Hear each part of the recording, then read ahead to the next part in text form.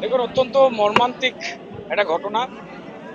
আমাদের এই বেলগাছিয়া ভাগাড়ে যে পাম্পিং স্টেশন, সেখানে অভিষেক রাও 15 বছর বয়স, সে এবং তার ভাই বিশালও ছিল। এবং যেহেতু এই পাম্পিং স্টেশনটা 2025 সালে এখানে যে এই ভাগাড়ে যে মিথেন গ্যাস ব্লাস্ট করে, তারপর থেকে অকেজো হয়ে রয়েছে। খুব স্বাভাবিক, জলের আনাগোনা বা অন্যান্য সিস্টেম যেহেতু কোলাপস করেছিল, তাই এটা বন্ধ হয়ে থাকে।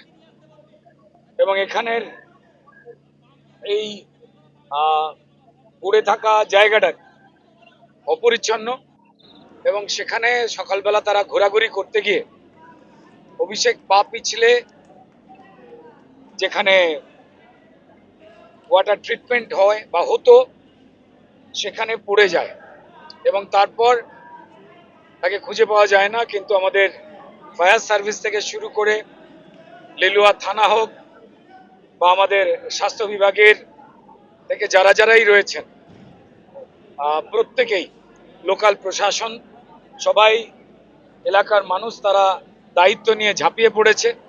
আমাদের ভাইকে খুঁজে পাওয়ার জন্য যা চেষ্টা করা দরকার সেটা করা হচ্ছে কনস্ট্যান্ট। আমাদের সম্মানীয় ডিস্ট্রিক্ট ম্যাজিস্ট্রেট মহাশয়া, তার সঙ্গে যোগাযোগ চলছে, কথাবার্তা চলছে।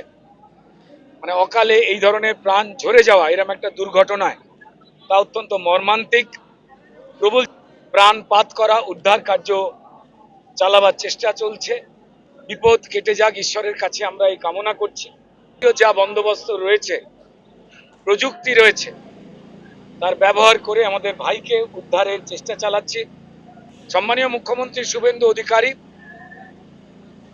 তার নির্দেশে আমাদের হাওড়া কর্পোরেশন, কেএমডিএ, ইরিগেশন, আমরা সমগ্র হাওড়া জুড়ে, শুধু শিবপুর নয়, বিধানসভা নয়, যে প্রত্যেকটা জায়গায় যাতে জল নিকাশি বন্দোবস্ত, ড্রেন, ময়লা, অপরিচ্ছন্ন পুকুর, বেআইনি বিল্ডিং, সেগুলো কি করে পরিচ্ছন্ন করা যায়, তার সক্রিয়ভাবে প্ল্যান মাফিক কাজ শুরু হয়ে যাচ্ছে। কিন্তু যে দুর্ঘটনা ঘটে গেছে, সবকটা জায়গায় হয়তো এই ভাগাড় সেটা ট্রিটমেন্ট করে অন্য কোনোভাবে অন্য জায়গায় তৈরি করা হবে, বা আলোচনাও চলছে যাতে এই প্ল্যান্ট, এই ভাগাড়ের সিস্টেম যাতে পরিবর্তিত করে এটা পরিচ্ছন্ন পরিবেশ তৈরি করা হয়। তার জন্য মিটিংও হয়ে গেছে। খুব কড়া হাতে এটা দেখছেন সম্মানীয় ডিএম হাওড়া। এটা গুরুত্বপূর্ণ দিক যে বিপদে আমাদের সবার পাশে দাঁড়াতে হবে। সরকারের দিক থেকে যেমন দায়িত্ব সরকার করছে, সেটা তো হবেই, তার সঙ্গে সঙ্গে আমাদের সমগ্র মানব সমাজকে, আমাদের পাড়া প্রতিবেশীকে এক হতে হবে। আজ এখানে সেই ঘটনা ঘটেছে। নিরাপদ কালে আমাদের কাছে খবর আসে এই 10টা একটি বাচ্চা এখান দিয়ে পেরিয়ে যাওয়ার সময় এখানে একটা অনেকগুলো ড্রেনের পকেট আছে, ওপেন পকেট, সেখানে ঢুকে গেছে। এবার এগুলো এতই পাঁক আর কাদা যে ভেতর থেকে আর তাকে দেখা যাচ্ছে। তো এই অবস্থায় আমরা পুলিশ আসেন, আমরা পুলিশকেও খবর দিই, সঙ্গে রেস্কিউ টিম আসেন, ফায়ার ব্রিগেড আসে। এখন তাকে রেস্কিউর চেষ্টা চলছে, দেখার চেষ্টা চলছে বাচ্চাটি কোথায় আছে, কীভাবে আছে। পরিমাণ ভট্টাচার্য।